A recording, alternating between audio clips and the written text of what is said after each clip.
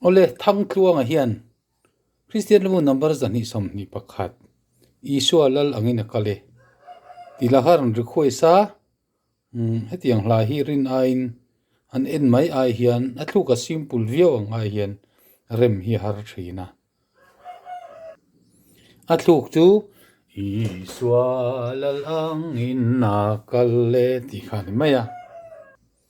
kan sakma in ace lal ngak liana nga ka hian biki biki atanga kan zai khan a niam le te a sang le te kha enge ni ron tia chu han soi ma support ya tha o me tluanga request kan sakma hian b chu kan soi to ang khan hei hian nia ei kan chianga hei b nia do mi so kan ti kha b kho chu ni me mi so do po ni bo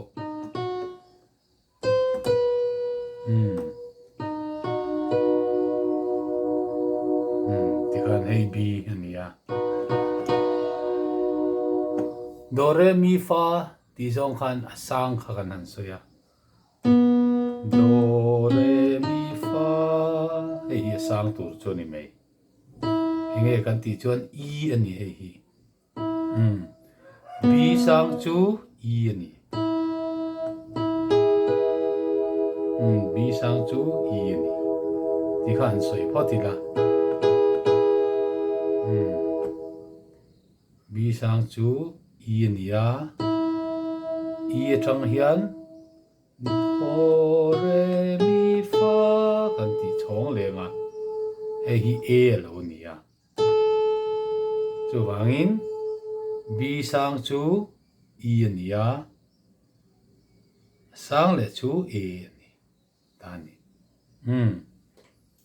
hei hi b ani ya sang chu e ani ya sang le chu a ti kha sang le chu ni ta ni an tir nan mi bor som te chuan doctor aya sang le kan han kalani mi frisel te chuan asanga mi frisel te chuan in an ngai lo kha ki ngaya kan du le ta a niam chu enge ni kan ti ve thung chuan bi thang chuan so kha a niam ani kan ti kha helama po ni vek tho do re mi fa so hei hi niam hei enge kan ti chuan g ani hei g flat ani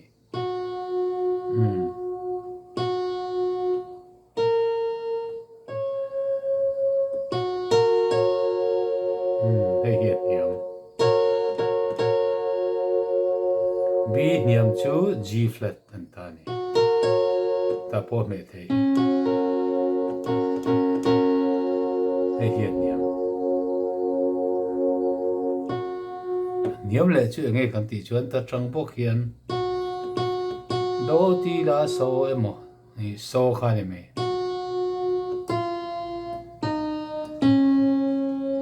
niam le chu hei an niam chu g flat ania an niam le chu d flat ang ta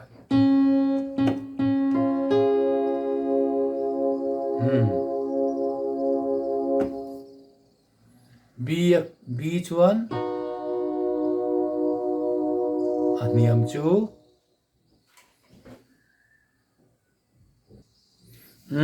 g flat b niam chu g flat ania an niam le chu d flat ini ta thomani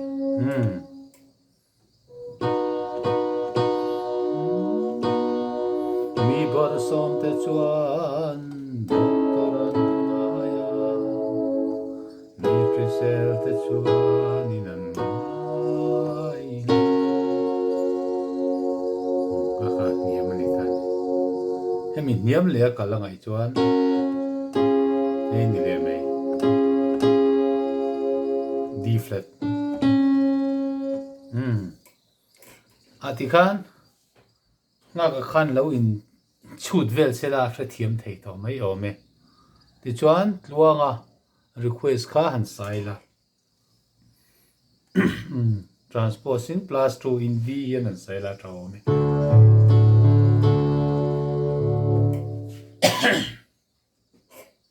chang khat le thunon hi voi ni an samai don nia